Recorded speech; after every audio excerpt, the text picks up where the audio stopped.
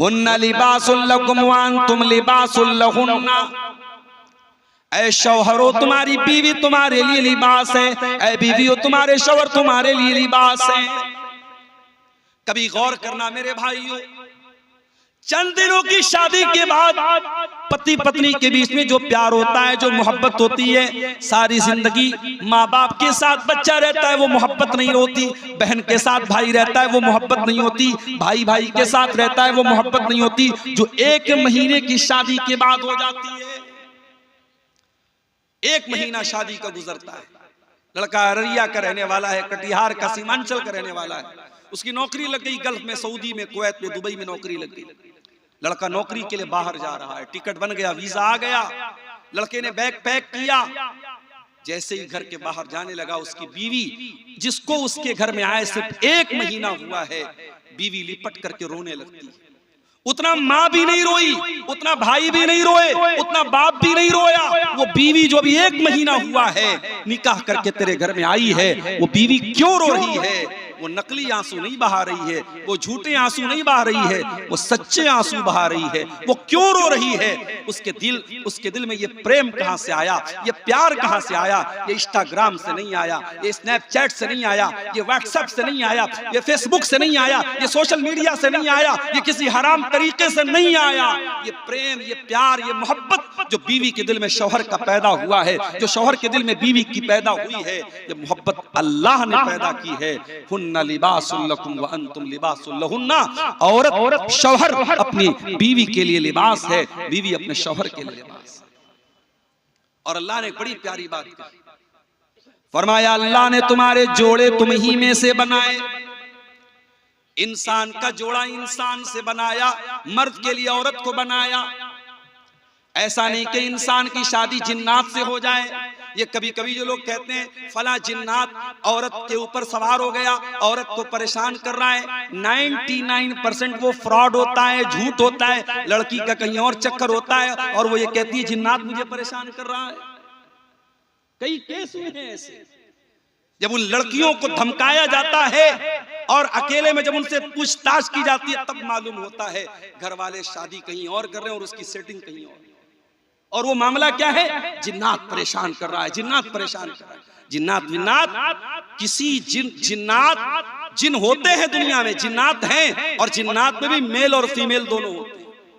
ये भी सुन लीजिए, जैसे मर्दों में मेल फीमेल होते हैं वैसे जिन्नात में भी मेल फीमेल होते हैं। आप जब आप लैट्रीन में जाते हैं, पाखाने में जब आप जाते हैं, तो अल्लाह के नबी ने कौन सी दुआ सिखाई है? किसी को याद है? याद है लैट्रिन में जाने की दुआ याद है? बताओ, सुनाओ। अल्लाहुम्मा इन्नी अऊज़ु बिका मिनल खुबुसी वल खबाइस। छोटी सी दुआ है, बच्चों को भी याद होगी, होनी चाहिए। अगर याद नहीं सबको याद होनी चाहिए, मगर ये दुआ लैट्रिन के अंदर नहीं पढ़ना है, पढ़ के लैट्रिन में जाना है। और निकलने के टाइम क्या पढ़ना है? गुफरानका। जाने के टाइम क्या पढ़ना? अल्लाहुम्मा इन्नी अऊज़ु बिका मिनल खुबुसी वल खबाइस। ऐ अल्लाह मैं तेरी पनाह चाहता हूं खबीस किस्म के जिन्नात से, चाहे वो मेल हो चाहे फीमेल हो। खुबुस माने मेल खबीस जिन्नात, खबाइस माने फीमेल खबीस जिन्नात। जिन्नात में अच्छे भी होते भाई, नमाजी भी होते। एक मौलवी साहब बेचारे मस्जिद में रात में सोते थे और जहां पे मुसल्ला रहता था, मेहराब रहती थी, वहीं पे जाके वो सो जाते थे। सुबह उठते थे तो बेचारे देखते थे किनारे पड़े हैं, सोचते थे यार मैं रात में बीच में सोया था, सुबह में किनारे कैसे चला गया। रोजाना होता क्या था कि जिन्नात रात में तहज्जुद पढ़ने आते थे और मौलवी साहब को उठा के किनारे कर देते थे। और मौलवी साहब बेचारे समझ नहीं पाते थे, वो फिर रोजाना वही सोते थे। तो एक दिन उनकी नींद खुली तो जिन्नात का कोई सरदार था, उसने आया, उसने कहा भाई साहब जगह बदल दो वरना हम तो बहुत मारेंगे तुमको, तुम हमारी नमाज पढ़ने की जगह क्यों लेटते? तो डर गए, रात में कौन आ गया मस्जिद के अंदर। तो जिन्नात होते हैं, अच्छे भी होते हैं, नमाजी भी होते हैं, लेकिन जिन्नात में जो खबीस किस्म के जिन्नात होते हैं उनको शैतान कहते हैं। लेकिन जिन्नात के अंदर जो मेल होते हैं और जो फीमेल होते हैं उनका रिलेशन उन्हीं से बनता है। जिन्नात में से कोई मेल इंसानों की फीमेल के साथ रिलेशनशिप नहीं बना सकता, ये सिस्टम ही अल्लाह ने नहीं बनाया। वल्लाहु जअल लकुम मिन अनफुसिकुम अज़वाजा, अल्लाह ने तुम्हारा जोड़ा तुम ही में से बनाया, इंसान का जोड़ा इंसान में से, जिन्नात का जोड़ा जिन्नात में से, जानवर का जोड़ा जानवर में से। एक एहसान तो अल्लाह ने ये किया, हमारा जोड़ा बनाया। अल्लाह ने मेल के लिए फीमेल को बनाया, मर्द के लिए औरत को बनाया, महिला के लिए पुरुष को बनाया, पुरुष के लिए महिला को बनाया। वल्लाहु जअल लकुम मिन अनफुसिकुम अज़वाजा व जअल लकुम मिन अज़वाजिकुम बनीना व हफ़दा, और अल्लाह ताला ने जब तुमको बीवी अता फरमाई, जब तुमने निकाह कर लिया, जब तुमने शादी कर ली, तो तुम्हें तुम्हारी बीवी से अल्लाह ताला ने औलाद दे दी, बनीना बेटे दे दिए, औलाद दे दी, छेले दे दी, मैं दे दी, क्या बोलते छेले और मैं ही बोलते ना, तुमको छेला छेली दे दिए, छेले और मैं दे दिए, लड़का लड़की दे दिए। वह हफदा, और फिर उस औलाद की औलाद दे दी। बेटा अगर है, बेटे की औलाद क्या बोलते हैं शेरशाबादी में, बेटे की औलाद पोता पोती बोलते हैं, कर्नाटक में पौत्रा पौत्री बोलते हैं, कहीं उधर पंजाब हरियाणा में छोकरा छोकरी बोलते हैं, अलग अलग लैंग्वेज है भाई। हमारे बनारस में लड़का लड़की बोलते हैं, पोता पोती बोलते हैं, और बेटी की औलाद को क्या बोलते हैं, नाती नतनी या नवासा या नवासी। तो तुमको ये नवासे नवासी कैसे हुए, तुम्हें पोते कैसे, तुम दादा कैसे बने, तुम नाना कैसे बने, तुम दादा बाद में बने, तुम नाना बाद में बने, पहले तुम शौहर बने। जब तक तुम शौहर नहीं बने, तुम्हारी मैडम जी तुम्हारे घर में नहीं आ गई, तुम्हारी श्रीमती जी, तुम्हारी अहलिया, तुम्हारी बीवी, जब तक वो तुम्हारे घर में नहीं आई, न तुम बाप बने, न तुम दादा बने, न तुम नाना बने। अगर दादा बने, नाना बने, तुमको औलाद मिली, तुमको बेटे मिले, तुमको बेटियां मिली, अल्लाह कह रहा है तुम्हारी बीवी से मिली। इसलिए बीवियों की कदर करो मेरे प्यारे साथी, उनको नौकरानी मत समझो, उनको जानवर मत समझो, उनको गुलाम मत समझो। अल्लाह ने तुम्हारी नस्ल को आगे बढ़ाने के लिए तुम्हारी बीवियों को बनाया है। अगर ये औरत तुम्हारी जिंदगी में ना आए, तुम्हारी नस्लें आगे नहीं बढ़ सकती। न तुम बाप बन सकते हो, न दादा बन सकते हो, न पुत्र, न नाना बन सकते हो। तुम्हें औलाद अगर मिली है तो इन बीवियों से मिली। औलाद अल्लाह की बहुत बड़ी नेमत है मेरे साथियों। ये औलाद इतनी बड़ी नेमत है, जिसकी शादी के 4-5 साल हो गए और घर में कोई बच्चा नहीं है, उस औरत से जाके पूछो वो कितनी बेबसी महसूस करती है जब लोग उसको ताना मारते हैं, अरे इसकी शादी को 5 साल हो गए, इसको अभी तक बेटा नहीं हुआ। औरतें ताना मारती, उस आदमी के ऊपर लोग सवाल उठाने लगते हैं, अरे तेरी शादी को 5 साल हो गए, तुझे औलाद क्यों नहीं हो रही। वो बेचारा सफाई देता है, नहीं मेरे अंदर कोई कमी नहीं है, डॉक्टरों की सारी रिपोर्ट क्लियर है, मेडिकल की सारी रिपोर्ट क्लियर है, डॉक्टर कह रहे हैं बस अल्लाह की मर्जी है, तुम्हें औलाद हो सकती है। ये औलाद कितनी बड़ी नेमत है। उस इंसान से पूछो जिसके घर में बच्चे नहीं हैं, जिसके आंगन में बच्चों की मुस्कुराहट नहीं है, जिसकी गोद में कोई बच्चा नहीं है, उस औरत से जाके पूछो, उस आदमी से जाके पूछो।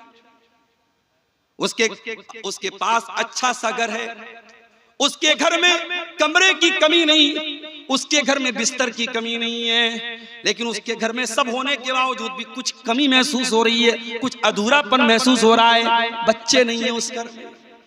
औलाद बहुत बड़ी नेमत है मेरे प्यारे साथी। इसीलिए अल्लाह ताला कुरान के 15वें पारे में कहता है, अल मालु वल बनून ज़ीनतुल हयातिद दुनिया वल बाक़ियातुस सालिहातु खैरुन इंदा रब्बिका सवाबन व खैरुन अमला।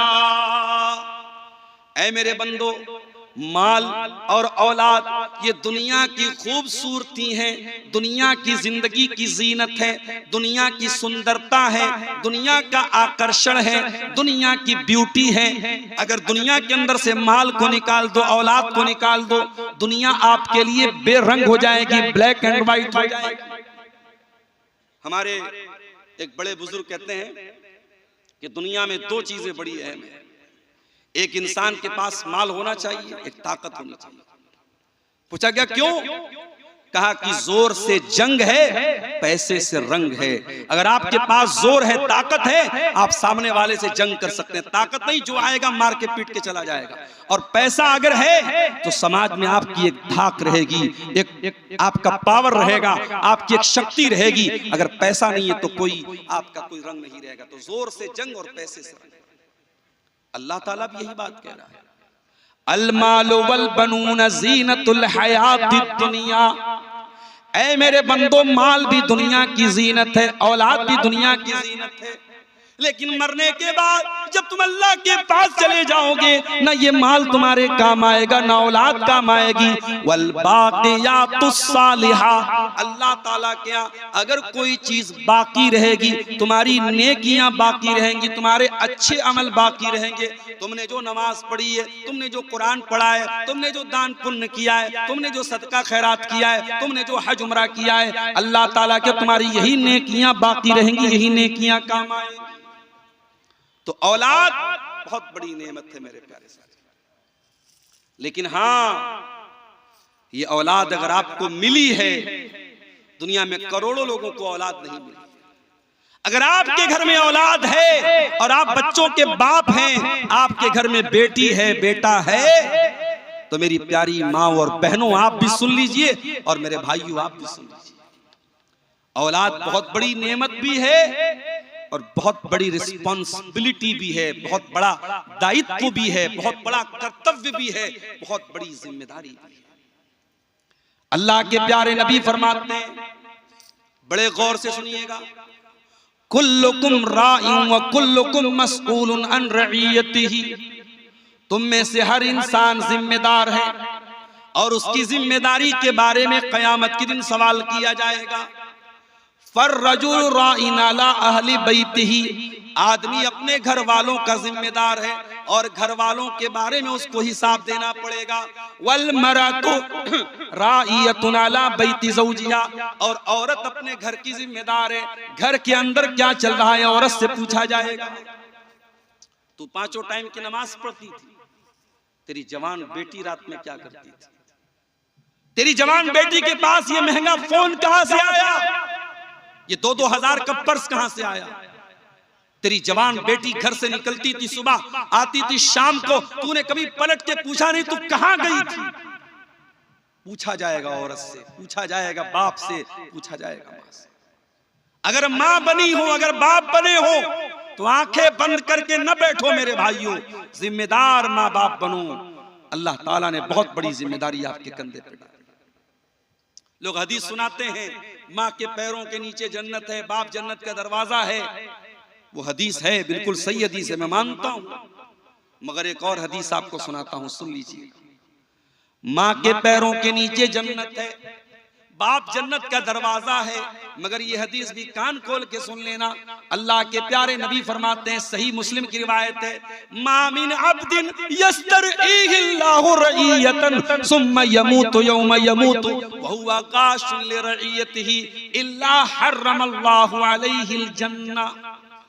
जो इंसान उसके कंधे पर अल्लाह ताला कोई जिम्मेदारी डाल दे, उसको गार्जियन बना दे, उसको बाप बना दे, उसको माँ बना दे, उसको छेला दे दे, उसको मैं दे दे, वो बेटी का बाप बन जाए, वो बेटे का बाप बन जाए, ये जिम्मेदारी अल्लाह ताला उसके कंधे पे डाल दे और फिर वो मर जाए इस हाल में कि अपने दायित्व का निर्वहन नहीं कर रहा था, अपनी रिस्पॉन्सिबिलिटी को पूरा नहीं कर रहा था, अपनी जिम्मेदारी को अदा नहीं कर रहा था, बाप होने का फर्ज नहीं निभा रहा था, माँ होने का फर्ज नहीं निभा रही थी। क्या होगा उसका? हर्रमल्लाहु अलैहिल जन्नह, उस माँ के ऊपर, उस बाप के ऊपर जन्नत हराम है, हराम है, हराम है। अल्लाह, जन्नत हराम है। आप कहते हैं माँ के पैरों के नीचे जन्नत है, आप कहते हैं बाप जन्नत का दरवाजा है। अल्लाह के नबी कहते हैं, अगर बाप ने बाप होने का हक अदा नहीं किया, अगर माँ ने माँ होने का हक अदा नहीं किया, तो उस माँ के लिए जन्नत हराम है, उस बाप के लिए जन्नत हराम है। मेरे प्यारे साथी, आज मसला क्या है? आज सबके पास मोबाइल है, घर में बच्चों के पास भी मोबाइल, माँ के पास भी मोबाइल, बाप के पास भी मोबाइल है। आज के बच्चों को माँ बाप मोबाइल के जरिए उनकी परवरिश कर रहे हैं। बच्चा खाना नहीं खा रहा है, माँ ने मोबाइल थमा दिया। बच्चा रो रहा है, माँ ने मोबाइल थमा दिया। 3 साल से लेकर के 80 साल तक के आदमी के, इंसान के हाथ में मोबाइल है। आज बाप के पास बच्चों के तरबियत के लिए टाइम नहीं, आज माँ के पास बच्चों की तरबियत के लिए टाइम नहीं है। अरबी का एक शायर कहता है, लईसल यतीमु मन इंतहा अबवाहु मिन हम्मिल हयाती व खल्लफाहु जलीला। यतीम वो नहीं है जिसके माँ बाप उसे छोड़ के चले जाएं, अनाथ वो नहीं है, अनाथ वो नहीं है, यतीम वो नहीं है जिसके माँ बाप उसको छोड़ के चले जाएं। इन्नल यतीम हुवल्लज़ी तल्का लहू उम्मन तकल्लत औ अबम मशगूला। अरे यतीम तो वो है जिसकी माँ के पास उसके लिए समय न हो, जिसके बाप के पास उसके लिए टाइम न हो। हजरत लुकमान का नाम सुना है आपने? कौन थे वो कोई नबी नहीं थे, कोई पैगंबर नहीं थे। वो लुकमान एक अल्लाह के नेक बंदे थे। उनके नाम पर कुरान में पूरी एक सूरत उतार दी गई, सूरह लुकमान। भाई लुकमान के अंदर ऐसी क्या खास बात थी? वो नबी भी नहीं थे, पैगंबर भी नहीं थे, रसूल भी नहीं थे, उनके नाम पे कुरान में सूरत क्यों उतर गई? अल्लाह कहता है, वलक़द आतैना लुकमानल हिकमा, हमने लुकमान को बड़ा बुद्धिमान बनाया था, बड़ा हमने उनको अक्लमंद बनाया था, बहुत हिकमत वाला बनाया था, बहुत उनके अंदर विजडम थी, हिकमत थी, उनके अंदर बड़ी समझदारी थी। ऐ अल्लाह, हमें कैसे पता चलेगा कि लुकमान बड़े हिकमत वाले थे? हमें कैसे पता चलेगा लुकमान बहुत बुद्धिमान थे? हमें कैसे मालूम होगा लुकमान बहुत जीनियस थे? अल्लाह ने फरमाया, आओ मैं बताता हूँ। व इज़ क़ाला लुक़मानु लिब्निही व हुवा यइज़ुहु या बुनय्या ला तुशरिक बिल्लाह इन्नश्शिरक लज़ुल्मुन अज़ीम। लुकमान समझदार थे, जीनियस थे, बुद्धिमान थे। क्यों? क्योंकि लुकमान अपने बच्चे को नसीहत करते हैं, अपने बच्चे की तरबियत करते हैं, अपने बच्चे को प्यार से समझाते हैं और कहते हैं, ऐ मेरे बच्चे, अल्लाह के साथ कभी शिर्क मत करना, अल्लाह के साथ कभी शिर्क मत करना। इस दुनिया का सबसे बड़ा पाप क्या है? शिर्क। आजकल बड़ी इस पर चर्चा हो रही है, मुसलमान वंदे मातरम क्यों नहीं गाता, मुसलमान वंदे मातरम क्यों नहीं गाता। हम तुम्हें अपना दिल चीर के नहीं दिखाएंगे कि हमारे दिल में भारत का प्रेम कितना है। इस देश की धरती को हमारे उलमा ने, हमारे पुरखों ने, हमारे बाप दादा ने अपने खून को कुर्बान करके इस देश को अंग्रेजों के चंगुल से आजाद किया है। हमें तुम्हें कोई सर्टिफिकेट देने की जरूरत नहीं है।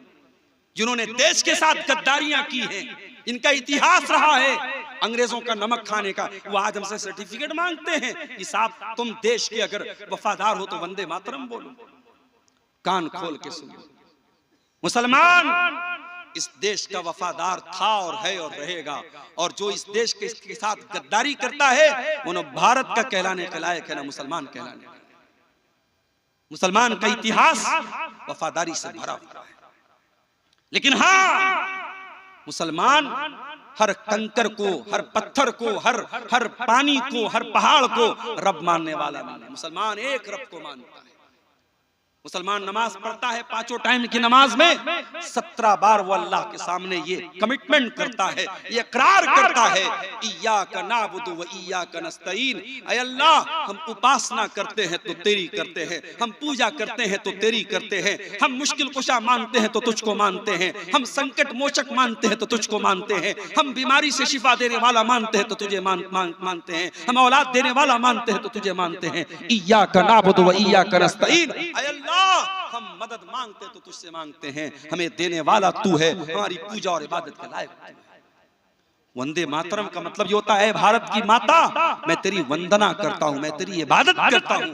मुसलमान भारत की इबादत नहीं करता है। मुसलमान का अकीदा क्या है?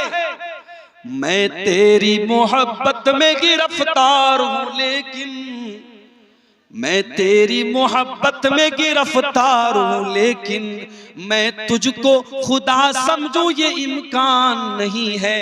ऐ भारत की सरजमीन, हम तुझसे बहुत प्रेम करते हैं, बहुत प्यार करते हैं, मैं तुझसे प्रेम तो करता हूँ, मैं तुझसे प्यार तो करता हूँ, लेकिन ऐ भारत मैं तुझको अपना रब मान लूं, मैं तुझको अपना खुदा मान लूं, ये नहीं हो सकता। मैं ला इलाहा इल्लल्लाह का कलमा पढ़ने वाला हूँ, मैं एक अल्लाह के सिवा किसी और को अपना रब नहीं मान सकता, किसी और को अपना खुदा नहीं मान सकता।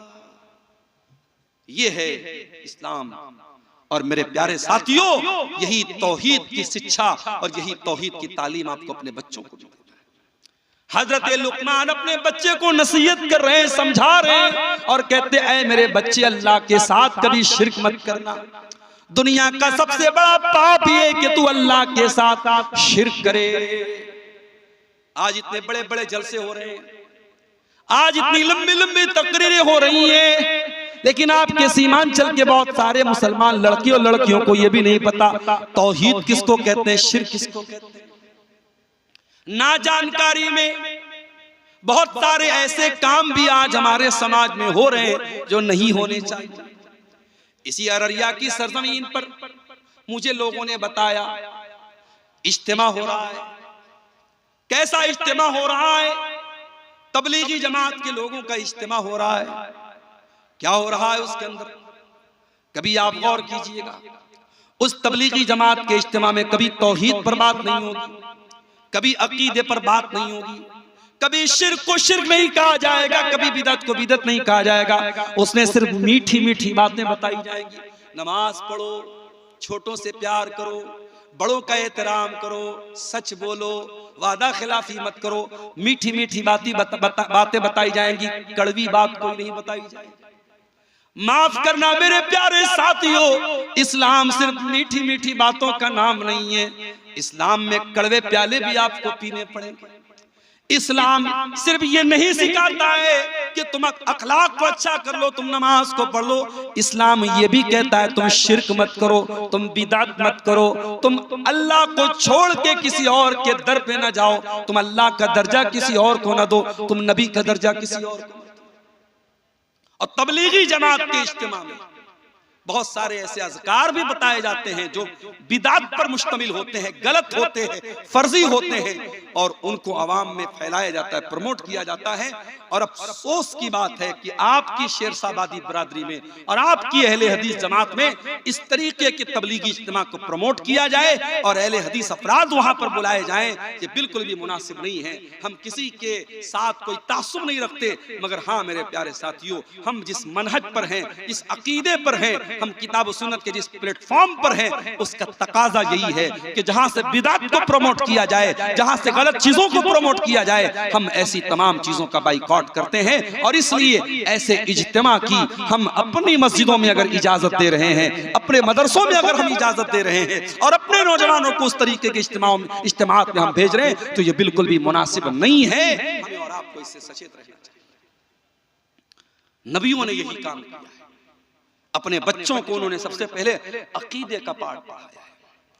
हजरत इब्राहीम अलैहिस्सलाम को देखो, इब्राहीम अलैहिस्सलाम अल्लाह की बारगाह में दुआ करते हैं, कहते वजुनुबनी व बनिया अन्नाबुदल असनाम। ऐ अल्लाह तू मेरे बच्चों को बुत परस्ती से बचाना, मेरी औलाद कहीं बुत परस्ती में न पड़ जाए। ऐसी मांचल के मुसलमानों, तुमने अगर अपने बच्चों की चिंता नहीं की, उनको तौहीद का पाठ नहीं पढ़ाया, उनको कुरान और हदीस का पाठ नहीं पढ़ाया, उनको सही तरीके पर नमाज पढ़ना नहीं सिखाया, आने वाला जमाना बड़ा नाजुक है। उनको कोई अपने रंग में रंग देगा, कोई अपनी विचारधारा में लपेट लेगा, कोई अपने मसलक और अकीदे में लपेट लेगा। अपने बच्चों का ईमान बचा के चलो, अपने बच्चों को तौहीद सिखा के चलो, अपने बच्चों को सही तरीके पर नमाज सिखाते हुए चलो। कई जगहों पर मैं गया, पूरा गांव अहले हदीस का है। बच्चा मुझसे मुसाफा करने आया, बच्चे ने दोनों हाथ से मुसाफा किया। मैंने पूछा भाई ये कौन सा गांव है? लोगों ने बताया मौलाना साहब ये पूरा गांव अहले हदीसों का गांव है, शेरशाबादी गांव। मैंने कहा बच्चा दोनों हाथ से मुसाफा क्यों कर रहा है? क्या इसको ये नहीं बताया गया कि सुन्नत तरीका ये है एक हाथ से मुसाफा किया जाए? लोगों ने कहा मौलाना साहब इसके बाप फला जगह रहते हैं, वहां 2 हाथ से मुसाफा का रिवाज है, वहीं ये बच्चा भी रहता है, इसलिए वहीं से वो चीज सीख करके आया। आपके बच्चे आप उनको कुछ बताएं या ना बताएं, आपके समाज में जो प्रचलित है, जो चल रहा है, जो हो रहा है, बच्चे उसी से सीखते हैं मेरे प्यारे साथी। अगर आपके समाज में लड़कियां पर्दा नहीं करेंगी, अगर आपके समाज में लड़की नकाब में नहीं निकलेगी, तो आपकी बेटी भी जब जवान होगी वो घर से बगैर नकाब के निकलेगी। उसको बताना नहीं पड़ेगा। समाज में जो चल रहा है आपकी बेटी भी उसी से प्रभावित हो जाएगी, उसी से मुतासिर हो जाएगी। इसलिए मेरे प्यारे साथियों, समाज में क्या चल रहा है ये मत देखो, अल्लाह क्या चाहता है, रसूल क्या चाहते हैं, वही अपने बच्चों को बताओ और सिखाओ। हजरत इब्राहीम अलैहिस्सलाम अल्लाह से दुआ करते हैं, वजुनुबनी व बनी या अन्ना बुदल असनाम, ऐ अल्लाह तू मेरे बच्चों को बुत परस्ती से बचा ले। आपके मरने का टाइम आता है, आप अपने बच्चों को बुलाते हैं, मैं इतनी जमीन छोड़ के जा रहा हूं, इतना खेत छोड़ के जा रहा हूं। जमीन के बारे में वसीयत करके जाते हैं, खेतों के बारे में वसीयत करके जाते हैं, अपने बच्चों को जमीन और जायदाद के बारे में बता के जाते हैं। आओ, अल्लाह का एक नबी भी इंतकाल करने वाला है, उस नबी का नाम याकूब अलैहिस्सलाम है। अम कुंतुम शुहदा इज़ हदर याकूब अल मौत, याद करो जब याकूब की मौत का टाइम आ गया। इज़ क़ाला लिबनीही, जब याकूब अलैहिस्सलाम ने अपने 12 बेटों को बुलाया, उनके 12 बेटे थे, उनके 12 बेटे थे और एक बेटे का नाम यूसुफ था। उन्हीं के 12 बेटों को बनी इसराइल कहा जाता है। याकूब अलैहिस्सलाम का दूसरा नाम इसराइल था। उन्हीं के 12 बेटों को बनी इसराइल कहा जाता है। याकूब अलैहिस्सलाम का आखिरी टाइम है, अंतिम समय है, मृत्यु का समय है, मौत का टाइम है। अपने 12 बेटों से जो चारपाई के आसपास खड़े हैं, हजरत याकूब क्या पूछते हैं? ये नहीं पूछते मेरे बच्चों मेरे खेत का क्या करोगे, मेरे घर का क्या करोगे, मेरी जायदाद का क्या करोगे। पूछते माता बुदून मिन बादी, ऐ मेरे बच्चों तुम मेरे बाद किसकी इबादत करोगे, किसके आगे सर झुकाओगे, किससे दुआ करोगे, किसके आगे अपना माथा टेकोगे। माता बुदून मिन बादी, ऐ मेरे बच्चों तुम मेरे बाद किसकी इबादत करोगे। कालू नाबुदु इलाहका व इलाह आबाइका इब्राहीम व इस्माइल व इसहाक इलाहन वाहिदा। 12 के 12 बेटे कहते अब्बा जान आप चिंता न करें, आप टेंशन न लें, आप फिक्र न करें, हम उसी एक अल्लाह की इबादत करेंगे जिसकी इबादत आप करते हैं और जिसकी इबादत हमारे बाप दादा इब्राहिम करते थे, इस्माइल करते थे, इसहाक करते थे। आपने कभी बताया अपने बच्चों को किसकी इबादत करनी चाहिए? कभी बताया अपने बच्चों को शिर्क क्या है, तौहीद क्या है? नहीं बताया मेरे प्यारे। ये औलाद आपके गले का हार बन जाएगी मेरे भाइयों, ये औलाद आपके गले का फंदा बन जाएगी। कल कयामत के दिन अल्लाह पूछेगा, ऐ शेरशाबादी समाज से ताल्लुक रखने वाले मुसलमान, ऐ सीमांचल की धरती पे रहने वाले मुसलमान, तू एक ऐसे माहौल में पैदा हुआ जहां हर तरफ मुसलमान थे, जहां हर तरफ कुरान और हदीस पे चलने वाले थे, हर तरफ कुरान और हदीस पे चलने वाले लोग थे। ऐसे माहौल और समाज में तू पैदा हुआ था। तेरे समाज में हर साल सैकड़ों जलसे हुआ करते थे, पूरे भारत के मौलाना लोग उलमा तेरी बस्तियों में आया करते थे। तूने अपने बच्चों को तौहीद क्यों नहीं बताई? तेरी बेटी तौहीद से दूर क्यों, तेरा बच्चा तौहीद से दूर क्यों? जानते हो तौहीद क्या है? आओ तौहीद की एक झलक आपको बता देता हूं। अल्लाह के प्यारे नबी अपने चचा के बेटे अब्दुल्ला बिन अब्बास से, अब्दुल्ला बिन अब्बास कौन थे? नबी के चचा के बेटे थे। और अल्लाह के प्यारे नबी जब रात में नमाज पढ़ने के लिए उठते थे, अब्दुल्ला बिन अब्बास वजू का पानी लाके देते थे। ओ लोगों, तुम्हारे गांव में उलमा जाते हैं, तुम अपने बच्चों को उलमा से मिलाते तक नहीं हो। अरे गांव में कोई बाहर से आलिम आ जाए, बच्चे को लेके पहुंचो, बच्चे से कहो बेटा मौलाना को सलाम करो, मौलाना से मुसाफा करो। अपने बच्चों के दिल में उलमा का एहतराम भी पैदा करो। ये हमको नबी ने सिखाया, ये सहाबा ने सिखाया। रात का वक्त है, अल्लाह के प्यारे नबी तहज्जुद की नमाज के लिए खड़े हो रहे हैं और अब्दुल्ला बिन अब्बास वजू का पानी लेके आ रहे हैं। नबी ने पूछा ये पानी कौन लाया? किसी ने कहा अल्लाह के नबी ये पानी अब्दुल्ला बिन अब्बास लेके आया। रात का वक्त है, कबूलियत का वक्त है। अल्लाह के नबी दुआ करते हैं, अल्लाहुम्मा अल्लिमहुल कुरान, ऐ अल्लाह तो इब्ने अब्बास को कुरान का आलिम बना दे, ऐ अल्लाह तो इस बच्चे को कुरान का आलिम बना दे। नबी की दुआ थी, रात का वक्त था, रात का सन्नाटा था, अल्लाह ने ये दुआ कबूल कर ली। और आज कुरान की कोई भी तफसीर उठा के देख लो, कुरान की हर आयत में अगर सबसे ज्यादा किसी की तफसीर आपको मिलेगी, सबसे ज्यादा किसी का कौल आपको मिलेगा,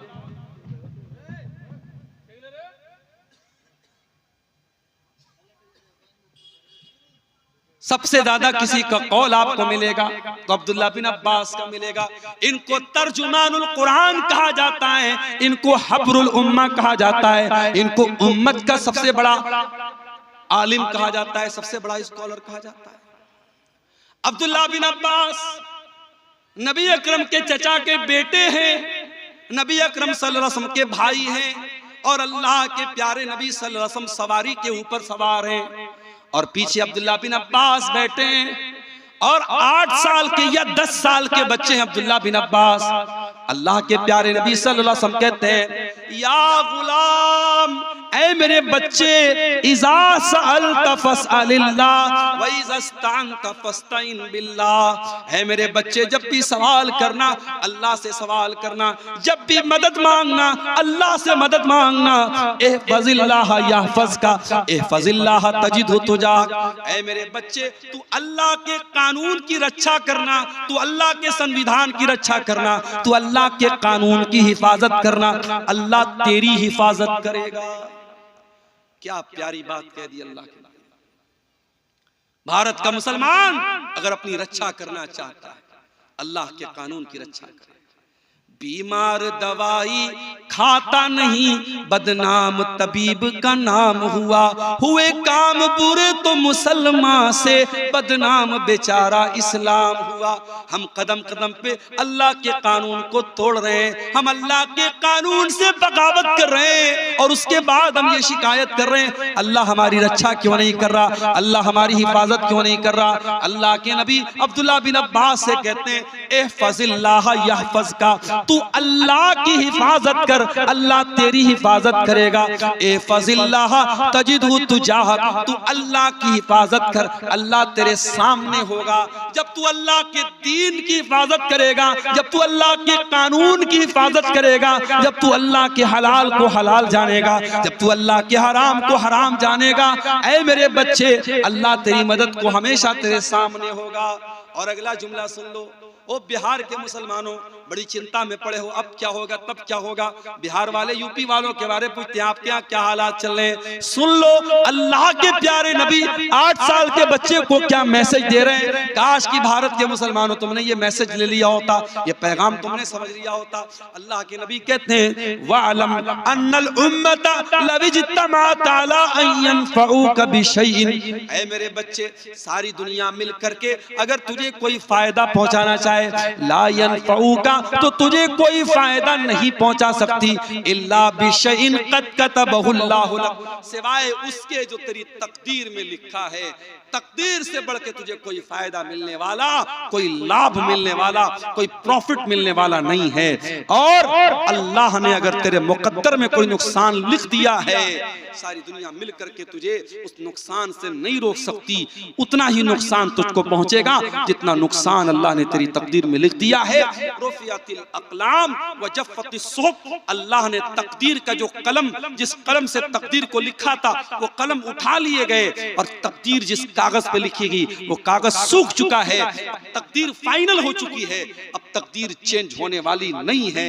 मेरे प्यारे साथियों, अल्लाह के नबी 8 साल के बच्चे को ये सबक दे रहे हैं। आपका बच्चा आपके साथ खाना खाने बैठता है, आपने अपने बच्चे को कितनी मर्तबा खाना खाने का तरीका बताया। हजरत सलमा कहते हैं, मैं अल्लाह के नबी के साथ बैठा हुआ था, मैं बाएं हाथ से खाना खाने लगा।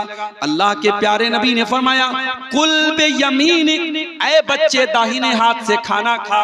वकुल बिस्मिल्लाह, और बिस्मिल्लाह पढ़ के खाना खा, वकुल मिम्मा यली का, और अपने सामने से खाना खा, पूरी प्लेट में तू हाथ मत घुमा। हजरत सलमा कहते हैं अल्लाह के प्यारे नबी ने मुझे खाने का जो तरीका बता दिया, सारी जिंदगी मुझे वो तरीका याद रहा और उसी तरीके पर मैं खाना खाता रहा। बच्चों की आप तरबियत जैसी करेंगे मेरे प्यारे साथियों, बच्चे उसी सांचे में ढलते चले जाएंगे। और ये भी याद रखिए, औलाद को सुधारना है तो पहले अपने आप को सुधारना पड़ेगा।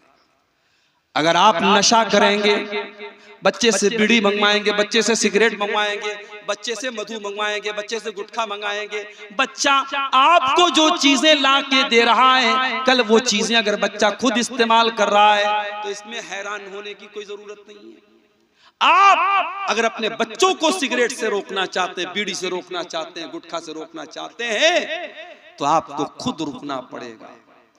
और मैं कहना चाहूंगा अपने समाज के उन नौजवानों से जो किसी भी प्रकार का नशा करते हैं, चाहे वो शराब का नशा हो, चाहे वो ड्रग्स का नशा हो, चाहे वो सिगरेट का नशा हो, चाहे वो बीड़ी का नशा हो, चाहे वो गुटखा का नशा हो, अपने नौजवानों से कहना चाहूंगा, क्यों अपने आप को हलाक कर रहे हो?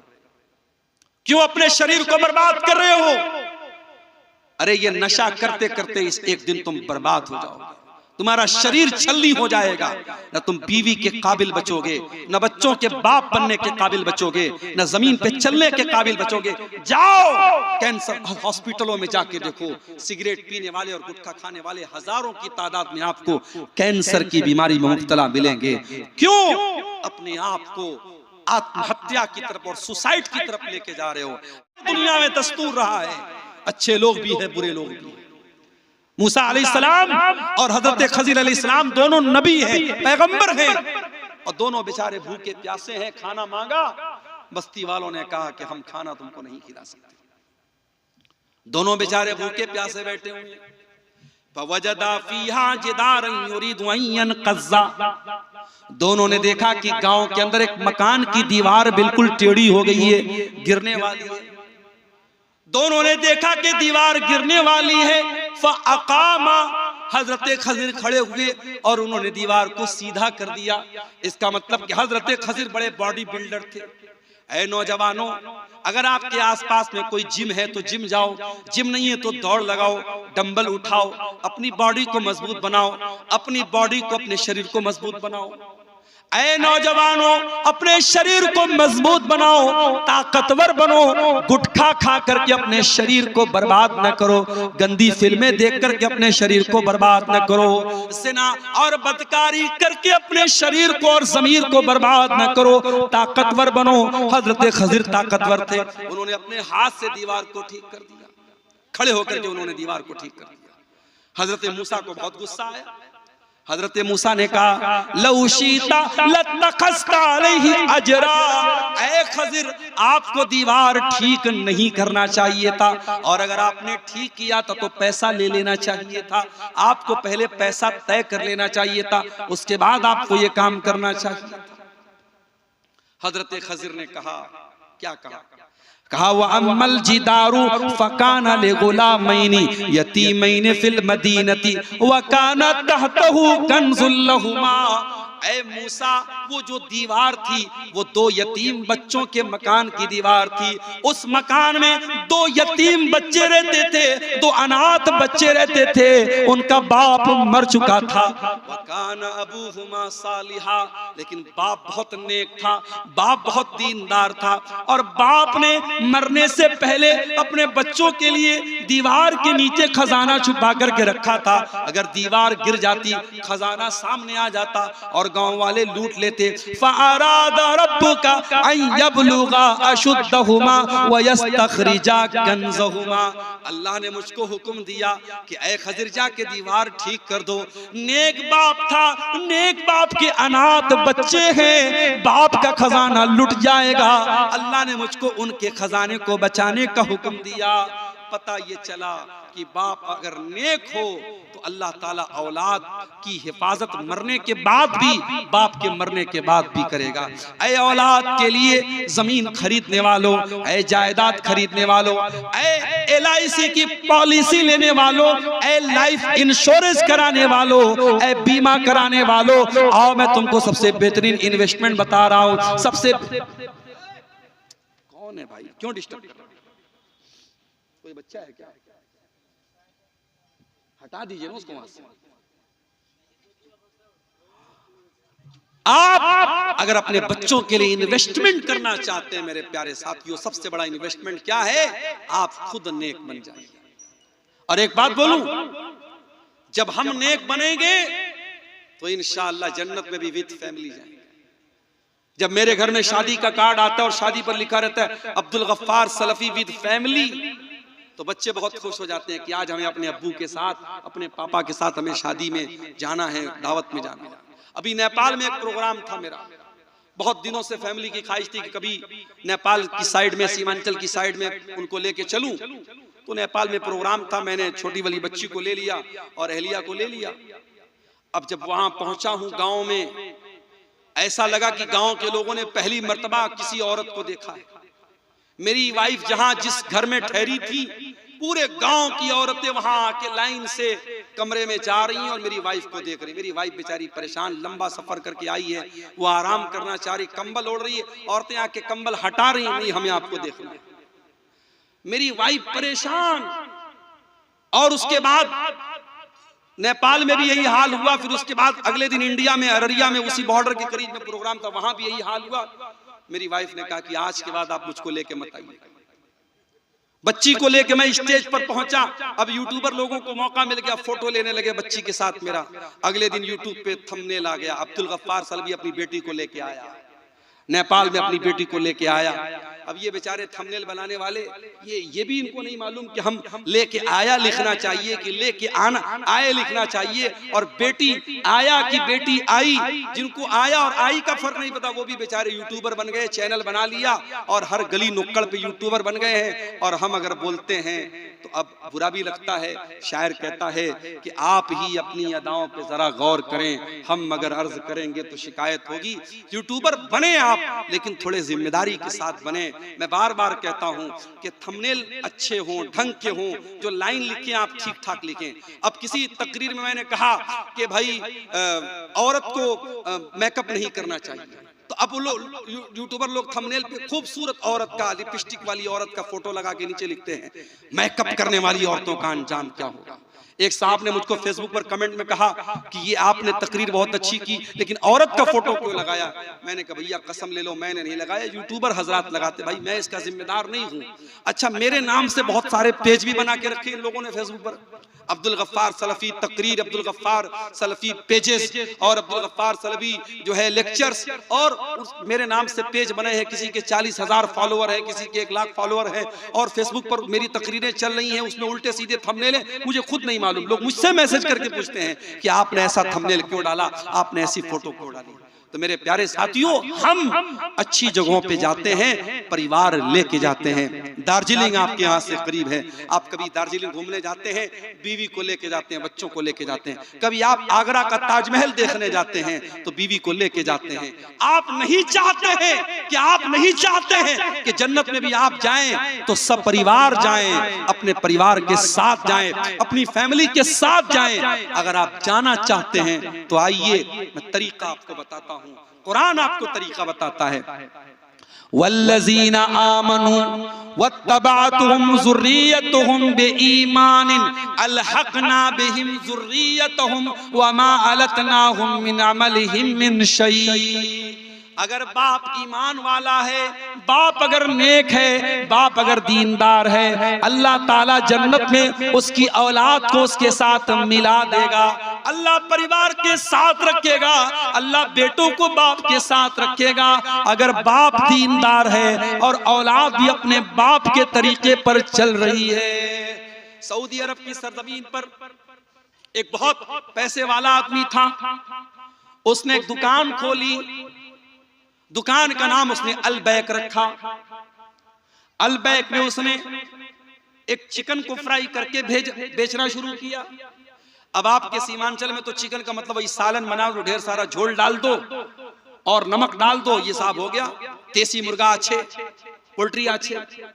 आप उसको मुर्गे को बनाने के बहुत सारे तरीके आते हैं। मैं तो कभी कभी कहता हूं आप अपने घर की औरतों को बताइए भाई, खाना और भी तरीके से सालन बनता है, और भी तरीके से चिकन बनता है, एक ही तरीका है।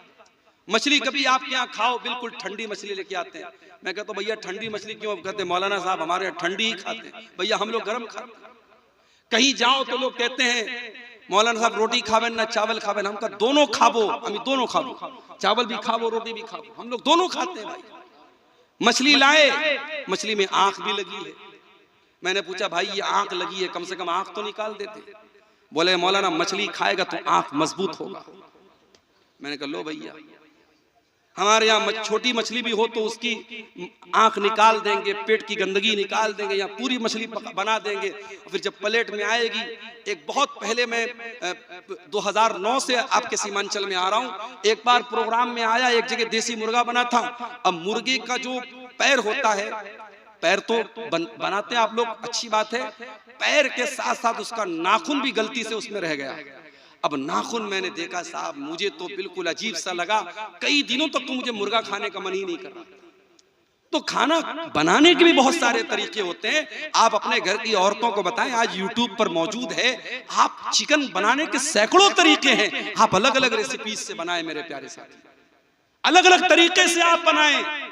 आप देखें कि खाने पीने के ये तरीके जो होते हैं, ये आपको, आपकी फैमिली को, आपके परिवार को मेरे प्यारे साथियों अच्छे लगते हैं। और इंसान जब अच्छी चीजें खाता है सोचता है परिवार के साथ खाऊं। क्या आप नहीं चाहेंगे कि जन्नत में भी आप अपने परिवार के साथ जाएं? कुरान कहता है वल्लज़ीना आमनू वत्तबअतहुम ज़ुर्रिय्यतुहुम बिईमानिन, जो ईमान वाले लोग हैं और उनकी औलाद भी उनके नक्शे कदम पे चलने वाली है और औलाद भी उनके तरीके पर चलेगी, हम जन्नत में उनके परिवार के साथ उनको रखेंगे। मेरे प्यारे साथियों, आप नेक बन जाइए, आप दीनदार बन जाइए, आपके बच्चे ऑटोमेटिक नेक बनेंगे और दीनदार बनेंगे। आज हालात क्या है, कितने घर हैं जहां एक आदमी भी नमाज पढ़ने वाला, एक आदमी भी नमाज पढ़ने वाला नहीं है। पूरा घर बहुत शानदार बना है, टाइल्स भी बिछाए गए हैं, बहुत बेहतरीन पेंट भी लगाया गया है, घर में झूमर भी लटकाया गया है, मसेरी भी बहुत बेहतरीन बनाई गई है, बहुत अच्छा फर्नीचर भी बनाया गया है।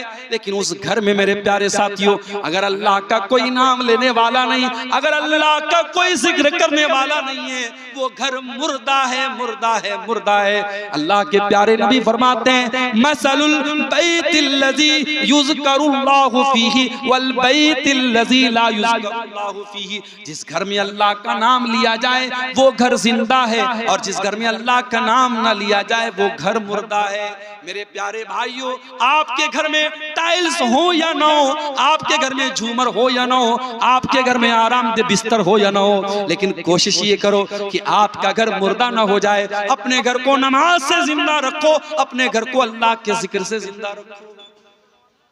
और जब घरवाली तलाश करो, आजकल घरवाली कहां तलाश की जा रही है? इंस्टाग्राम पे। अरे जो इंस्टाग्राम चला रही है वो तुझको कितना चलाएगी तू ये सोच।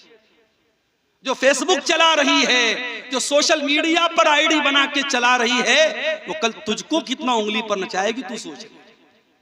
अब तो वो दौर आ गया कि साहब मैंने सुना है कि एक एक लड़के की और एक एक लड़की की कई कई आईडी होती है, और कितने लड़के लड़की की आईडी बना के अपने ही दोस्तों को बेवकूफ बना के एक एक साल का रिचार्ज करवा लेते हैं। सब चल रहा है मार्केट में। जिसके मोबाइल में रिचार्ज खत्म हो गया, लड़की के नाम की आईडी बनाया, दूसरे दोस्त को मैसेज किया, हाय हेलो किया, सलाम भेजा, और उसके बाद जब देखा कि हाँ मामला बन गया है, अरे यार मेरे मोबाइल पे 1 साल वाला रिचार्ज करा तो 800 रुपये का या कितने का 3600 का शायद रिचार्ज आता, रिचार्ज करा दिया, आईडी खत्म, बात खत्म। ये चल रहा है मार्केट। मेरे प्यारे साथियों, जब आप निकाह के लिए रिश्ता तलाश करें, मैं माफ कीजिएगा नौजवानों से नहीं कह रहा हूं, उनके गार्जियन से कह रहा हूं, क्योंकि इस्लाम ने आपका रिश्ता तय करने की अथॉरिटी आपके माँ बाप को दी है। इस्लाम की ये तालीम नहीं है कि आप जाकर के रिश्ता तलाश करें। जब मेरी प्यारी माँ बहनों अपने घर के लिए बहू तलाश करने जाओ या अपनी बेटी के लिए दामाद तलाश करने जाओ, अल्लाह के नबी क्या फरमाते हैं? आपने फरमाया इज़ा खतब इलैकुम मिम्मन तरज़ौन दीनहु व खुल्क़हु, जब तुम्हारे लड़का लड़की के लिए अच्छा रिश्ता आ जाए, दीनदार रिश्ता आ जाए, फज़व्विजूहु, तो जल्दी से तुम निकाह कर दो। इल्ला तफ़अलू, अगर तुम ऐसा नहीं करोगे तकुन फितनतुन फिल अर्दि व फसादुन अरीज़, तो जमीन के अंदर बहुत फितना और फसाद फैल जाएगा। आज कितनी खूबसूरत, कितनी दीनदार बच्चियां हैं, कितनी दीनदार लड़कियां हैं, अगर उनकी शक्ल सूरत में कुछ कमी हो जाए, किसी की हाइट थोड़ी कम हो जाए, किसी का रंग थोड़ा हल्का सांवला हो जाए, वो लड़कियों के रिश्ते नहीं लगते मेरे प्यारे साथियों। वो जितनी भी पांचों टाइम की नमाजी हो, आलिमा हो, मदरसे की बड़ी हो, लेकिन लोग रंग पे मरते हैं, लोग सूरत पे मरते हैं। शायर कहता है इस दौर के आदमी अधूरे हैं, सूरतें तो मिलती हैं, सीरतें नहीं मिलती। इस दौर के लोगों ने आज सूरतों को मेयार बना के रखा है, सीरत को मेयार नहीं बनाया है। नतीजा ये है कि अच्छी दीनदार और कैरेक्टर वाली बच्चियां बेचारी वो बैठी हैं, और जो कैरेक्टरलेस है, खूबसूरत है, उसकी खूबसूरती पे लोग मर मिटे हैं। मेरे प्यारे साथियों, घर को अगर एक अच्छा घर बनाना है, परिवार की एक अच्छी तरबियत करना है, अपने अभी आपका बच्चा दुनिया में नहीं आया है, अभी शादी नहीं हुई है, शादी के पहले ही इस्लाम क्या कहता है? अगर आप एक अच्छे बाप बनना चाहते हैं, अपने होने वाले बच्चों के लिए एक अच्छी माँ का इंतजाम कीजिए, एक अच्छी बीवी अपने घर में लाइए। कैसी बीवी लाइए? आइए अल्लाह के नबी से पूछते कैसी बीवी अपने घर में लाना चाहिए। अल्लाह के नबी ने फरमाया लियत्तखिज़ अहदुकुम क़ल्बन शाकिरा व लिसानन ज़ाकिरा व ज़ौजतन मुमिनतन तुईनुहु अला अम्रिल आखिरा। ओ लोगों, तुम्हें तीन चीजें अपने घर में लानी चाहिए। तीन चीजों को घर में ले आओ, तीन चीजों को खजाना बना लो, तीन चीजों को स्टोर कर लो। क़ल्बन शाकिरा, एक तो अपने सीने में ऐसा दिल पैदा कर लो जो अल्लाह ताला का शुक्रिया अदा करने वाला हो। व लिसानन ज़ाकिरा, और ऐसी जबान अपने मुंह में पैदा कर लो जो हर हाल में अल्लाह ताला का जिक्र करने वाली हो। व ज़ौजतन मुमिनतन तुईनुहु अला अम्रिल आखिरा, और ऐसी नेक बीवी अपने घर में लेके आओ जो दीन के कामों में, शरीयत के कामों में तुम्हारा सपोर्ट करे, तुम्हारी मदद करे। ऐसी बीवी मेरे प्यारे साथियों लेके आओ। और मैंने एक नज़्म लिखी थी औरत के ऊपर, उस नज़्म में मैंने एक बड़ी प्यारी बात कही थी कि अल्लाह ताला ने औरत को जज्बात की ऐसी ताकत दी है। औरत अपने जज्बात के जरिए बहुत सारी बातें मनवा सकती है, जो बातें मर्दों के अंदर जो है नहीं होती हैं, वो औरत के जरिए वो काम हो जाता है। मैंने वो नज़्म लिखी थी, सुन लीजिए उसको। मैंने कहा था क्या खूब ज़माने में तक़द्दुस है, हया है, क्या खूब जमाने में तक़द्दुस है, हया है, ना शर्म किसी आंख में, ना सर पे रिदा है। रिदा मीन्स चादर। आज न किसी की आंख में शर्म है, न सर पे चादर है। जिस हुस्न को खातून तू ताकत है समझती, कोई खूबसूरत लड़की है, वो समझती है कि मैं खूबसूरत हूं तो ये मेरी बड़ी ताकत है। जिस हुस्न को खातून तू ताकत है समझती, ये हुस्न भी खालिक की तेरे रब की अता है। ये हुस्न भी अल्लाह ने तुझे दिया है। अल्लाह जब चाहेगा तेरा हुस्न छीन लेगा। कोई खूबसूरत है, कल बदसूरत हो जाएगा, लिहाजा अपनी खूबसूरती पे नाज नहीं करना चाहिए।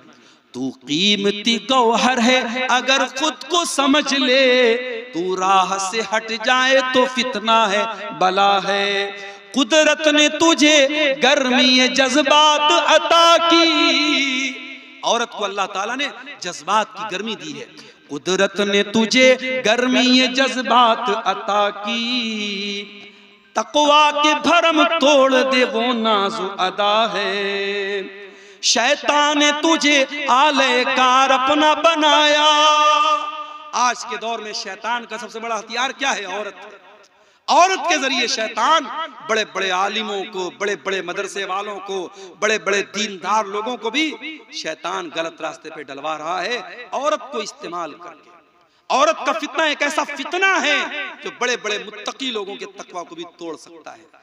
तो कहता है शायर, कहता है मेरी नज़्म है, शैतान ने तुझे आले कार अपना बनाया, हर सिमत फवाहिश है, खबासत है, ज़िना है, आजादी निस्वा के हंसी ख्वाब दिखाकर, आजादी निस्वा के हंसी ख्वाब दिखाकर, इस्मत के लुटेरों ने तेरा सौदा किया है। औरत की आजादी का नारा लगा के उसकी इज्जत का जनाजा निकाला गया है। नस्लों की हिफाजत भी हुई तेरे हवाले। औरत को अल्लाह ताला ने माँ का दर्जा दिया। माँ कौन है? जो नस्लों की हिफाजत करती है। एक औरत अगर पढ़ी लिखी है, एक औरत अगर दीनदार है, पूरी नस्ल, पूरी खानदान की वो सही तरीके से परवरिश कर सकती है। नस्लों की हिफाजत भी हुई तेरे हवाले, ये कीमती दर्जा भी तुझे रब से मिला है।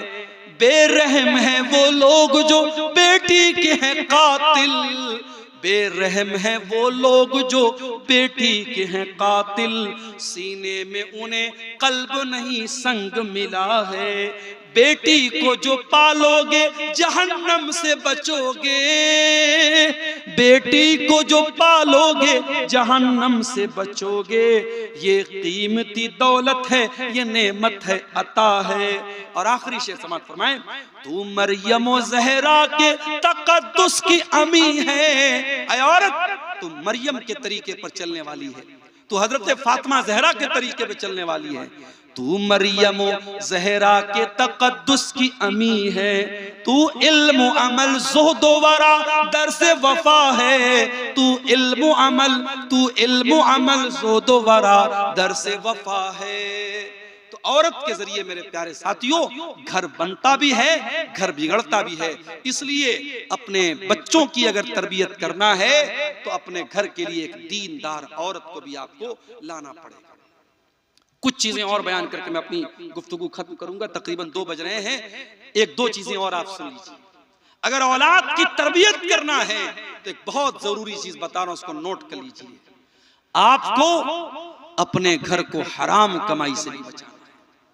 अगर आप अपने बच्चों से प्यार करते हैं, सूद का कारोबार मत कीजिए, ब्याज का पैसा घर में मत लाइए, रिश्वत का पैसा घर में मत लाइए, हराम का सट्टे का पैसा घर में मत लाइए। क्यों? सुन लीजिए, अल्लाह के प्यारे नबी फरमाते हैं, मा नबत लहबुन मिन सुहतिन फन्नारु औला बिही। जिस जिस्म की परवरिश हराम कमाई से की जाएगी, जिस शरीर के अंदर हराम कमाई का खून दौड़ेगा, वो जिस्म जहन्नम की आग में डाला जाएगा, वो जिस्म जहन्नम की आग में जलेगा। क्या आप ये चाहेंगे आपका बच्चा जहन्नम की आग में जले? अरे आप कैसे चाहेंगे मेरे भाई। मैं कार से जाता हूँ, परिवार साथ में बैठा है, ड्राइवर साहब ने कहा मौलवी साहब उतर जाइए, सीएनजी भरवाना है। मैंने कहा क्यों भैया, उतरना क्यों है? ड्राइवर ने कहा सीएनजी जब भरी जाती है तो खतरा होता है कहीं सिलेंडर फट ना जाए, गाड़ी में विस्फोट ना हो जाए, इसलिए सुरक्षा के दृष्टिकोण से, परिवार की हिफाजत के लिए, जान की हिफाजत के लिए परिवार को और लोगों को गाड़ी से उतार दिया जाता है। हम अपने परिवार से इतनी मोहब्बत करते हैं, 5 मिनट के लिए सीएनजी भरी जा रही है, हम कार में बैठने नहीं देते, बच्चों को उतार देते हैं। मेरे प्यारे साथियों, सीएनजी से आग लगेगी, पेट्रोल से आग लगेगी, डीजल से आग लगेगी, लेकिन जो जहन्नम की आग होगी दुनिया की आग से 70 गुना ज्यादा खतरनाक होगी। किस तरीके से हम अपने बच्चों को जहन्नम की आग से बचाएंगे? कुरान कहता है, कू अनफुसकुम व अहलीकुम नारा। ऐ ईमान वालों, बचा लो अपने आप को और अपने घर वालों को जहन्नम की आग से। आय अल्लाह, हम कैसे बचाएं? हजरत अली फरमाते हैं, अल्लिमुहुम व अद्दिबुहुम। अपने बच्चों को तालीम दिलाओ, अपने बच्चों को अदब दिलाओ। मुझे मालूम है इसी सीमांचल के कुछ बच्चे हमारे बनारस में भी पढ़ते हैं, जामिया सलफिया बनारस में, और हमारे मदरसे में जहां मैं पढ़ाता हूं, जामिया सलफिया की शाख है वो मदरसा, वहां भी पढ़ते हैं बच्चे। आसान नहीं होता है। बहुत सारे बच्चे ऐसे भी होते, मैं जानता हूं, पर्सनली उनको जानता हूं, बेचारे वो जामिया में पढ़ भी रहे हैं और अलग से कोई काम भी कर रहे हैं, ताकि माँ बाप गरीब हैं, खेती करने वाला बाप है, किसान बाप है, बाप किसी तरीके से परिवार को चला रहा है, बच्चे को पढ़ाई करना है, माँ बाप पर बोझ नहीं बनना चाहता है, पढ़ाई के साथ साथ वो एक्स्ट्रा काम कर रहा है अपने आप को चलाने के लिए। मेरे प्यारे साथियों, ऐसे भी तालीम हासिल करके कोई सलफी बना है, कोई मदरी बना है, कोई तैमी बना है, कोई सनाबिली बना है, कोई मोहम्मदी बना है। ये बच्चों को जो आप आलिम बनाते हैं या दीन का इल्म सिखाते हैं या अदब सिखाते हैं या बच्चियों को किसी अच्छे बनात के इदारे में आप डाल के उनको आलिमा बनाते हैं, ये भी जहन्नम की आग से बचाने का एक तरीका है। मेरे प्यारे साथियों, अगर हमें और आपको अपने बच्चों की तरबियत करना है, अल्लाह ताला कुरान में कह रहा है अपने बच्चों को जहन्नम की आग से बचाओ, हमें इसके लिए भी इंतजाम करना चाहिए। मेरे साथियों, हराम कमाई से अपने परिवार को बचाना है और जहन्नम की आग से अपने बच्चों को बचाना है। और एक दुआ अल्लाह ने सिखाई है कुरान के 26वें पारे में, जिसकी उम्र 40 साल की हो चुकी है। जो जाहिर है जब आदमी 40 साल का होता है, बेटे बड़े हो जाते हैं, बेटियां बड़ी हो जाती हैं, हो सकता है एक आध दो बेटे की शादी भी कर देता है, क्योंकि आपके सीमांचल में तो शादी बहुत जल्दी हो जाती है। लड़कियों की शादी मैंने सुना 15-16 साल की उम्र में हो जाती है, लड़कों की शादी 20 साल में हो जाती है। तो अगर 40 साल का आदमी हुआ है तो हो सकता है किसी लड़की की शादी भी कर चुका हो, किसी लड़के की शादी भी कर चुका हो। तो ये जो जिंदगी का समय होता है 40 साल, ये एक ऐसा समय होता है जब इंसान जिंदगी का बहुत कुछ चीजें देख चुका होता है।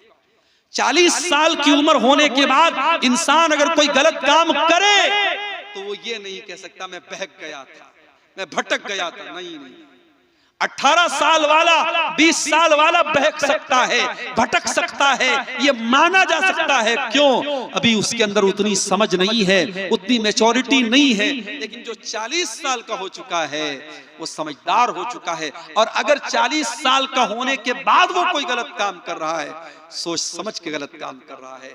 अब ये जो दुआ मैं बता रहा हूं जरा सुनिएगा। हत्ता इज़ा बलग अशुद्धहु, जब इंसान ताकत को पहुंच जाए, व बलग 40 सनतन, और 40 साल का हो जाए, क़ाल रब्बी औज़िनी अन अश्कुरा निअमतक अल्लती अनअमत अलैया व अला वालिदैया। इंसान को ये दुआ करनी चाहिए। जितने 40 साल के हो चुके हैं, मैं दुआ बोल रहा हूँ, यूट्यूब पे रिकॉर्ड हो रही है। अगर आपको ये दुआ नहीं सुनने में आ रही है, नहीं समझ में आ रही है, जाके कुरान खोल लेना और कुरान के 26वें पारे में शुरू में आपको ये दुआ मिल जाएगी। हर आदमी जो 40 साल का हो चुका है, चाहे वो औरत है, चाहे वो मर्द है, चाहे वो माँ है, चाहे वो बाप है, उसको ये दुआ पढ़नी चाहिए। रब्बी औज़िनी अन अश्कुरा निअमतक अल्लती अनअमत अलैया। ऐ अल्लाह, तू मुझे तौफीक दे दे। ऐ अल्लाह, मैं तेरी नेमत का शुक्रिया अदा करूं। मैं 40 साल का हो चुका हूं। ऐ अल्लाह, जिंदगी का आधे से ज्यादा टाइम गुजर चुका है, क्योंकि आम तौर से जिंदगी इस उम्मत की जो एवरेज उम्र है, अल्लाह के नबी ने फरमाया 60 से 70 साल की उम्र इस उम्मत की एवरेज उम्र है। तो आप जब 40 साल के हो गए, इसका मतलब ये हुआ कि अब जिंदगी की दोपहर हो चुकी है, अब जिंदगी की शाम होने वाली है, अब जिंदगी का ज्यादा हिस्सा गुजर चुका है। तो अल्लाह से दुआ करते हैं, ऐ अल्लाह, तू मुझे तौफीक दे कि मैं तेरी नेमत का शुक्रिया अदा करूं, जो नेमत तूने मुझको दी और मेरे माँ बाप को दी। वअन अअमल सालिहन तर्दा, और अल्लाह तू मुझे तौफीक दे मैं ऐसा नेक अमल करूं, दुनिया खुश हो या ना खुश हो, मोहल्ले वाले खुश हो या ना खुश हो, गांव वाले खुश हो या ना खुश हो, ऐ अल्लाह तू खुश हो जाए, तू राजी हो जाए। नेक अमल कौन है? इससे अल्लाह राजी हो जाए। इसलिए बंदा दुआ क्या कर रहा है? अल्लाह ऐसे नेक अमल की तौफीक दे जिससे तू खुश हो जाए। वअस्लिह ली फी ज़ुर्रियती, और ऐ अल्लाह तू मेरी औलाद की इस्लाह फरमा दे, मेरी औलाद को ठीक कर दे। इन्नी तुबतु इलैका, इन्नी तुबतु इलैका व इन्नी मिनल मुस्लिमीन। ऐ अल्लाह मैं तुझसे तौबा कर रहा हूँ, ऐ अल्लाह मैं तेरी तरफ रुजू कर रहा हूँ, और ऐ अल्लाह मैं मुसलमानों में से हूँ। ये दुआ है जो अल्लाह ने सिखाई है। मेरे प्यारे साथियों, औलाद से मोहब्बत करते हो तो ये दुआ जरूर पढ़ा करो। 40 साल के होने के बाद ये दुआ जरूर पढ़ा करो। और एक और दुआ बता रहा हूं जो कुरान के 19वें पारे में है, उसको भी याद कर लेना। सूरह फुरकान के आखिर में ये दुआ है, रब्बना हब लना मिन अज़वाजिना व ज़ुर्रिय्यातिना कुर्रता अयुन वजअलना लिलमुत्तक़ीना इमामा। ऐ अल्लाह, हमारे बीवी बच्चों को हमारी आंखों की ठंडक बना दे। वजअलना लिलमुत्तक़ीना इमामा, और ऐ अल्लाह हमें मुत्तकियों का इमाम बना दे। हजरत उमर बिन अब्दुल अजीज रहमतुल्लाह अलैह जब खलीफा हुए, फजर के टाइम उन्होंने चार्ज संभाला। फजर के टाइम उन्होंने चार्ज संभाला। फजर से लेकर जोहर तक वो फैसला करते रहे, हकदारों को उनका हक देते रहे, जालिमों के जुल्म को कैंसिल करते रहे। जोहर का टाइम हो गया, हजरत उमर बिन अब्दुल अजीज रहमतुल्लाह अलैह घर आए। जोहर की नमाज उन्होंने पढ़ी। जोहर की नमाज पढ़ने के बाद बिस्तर पे आराम करने के लिए जाने लगे। सोचे सुबह से काम कर रहा हूं, थक गया हूं, थोड़ा आराम कर लेता हूं, शाम को फिर बैठूंगा और लोगों का फैसला करूंगा। बिस्तर पे आराम करने के लिए जाने लगे। उनका बेटा अब्दुल मलिक उनके पास आया। कहा अब्बा जान क्या इरादा है? कहा बेटा सुबह से बहुत थक गया हूं, फजर से लेकर के जोहर तक कंटिन्यू लोगों के फैसले करता रहा हूं। बेटा अब सोने जा रहा हूं, आराम करने जा रहा हूं। अब मैं असर के बाद फिर निकलूंगा और लोगों का फैसला करूंगा। कहा अब्बा जान कितने मजलूम हैं, उनकी आंखें आपका इंतजार कर रही हैं। कितने हकदार हैं जो इंतजार कर रहे हैं कि उमर बिन अब्दुल अजीज आया है, अब मेरा हक मुझको मिलेगा, अब मेरे साथ अन्याय नहीं होगा, अब मेरे साथ अत्याचार नहीं होगा, अब मेरे साथ जुल्म नहीं होगा। ऐ अब्बा जान ऐसे हालात हैं और आप सोने जा रहे हैं। कहा बेटा सुबह से तो लगा हूं, दोपहर तक जोहर तक तो कंटिन्यू काम किया है, थोड़ी देर सुस्ता लेता हूं, आराम कर लेता हूं, उसके बाद फिर यही काम करना है। कहा अब्बा जान क्या इस बात की गारंटी है कि आप बिस्तर पे सोने जा रहे हैं और आप असर तक जिंदा रहेंगे?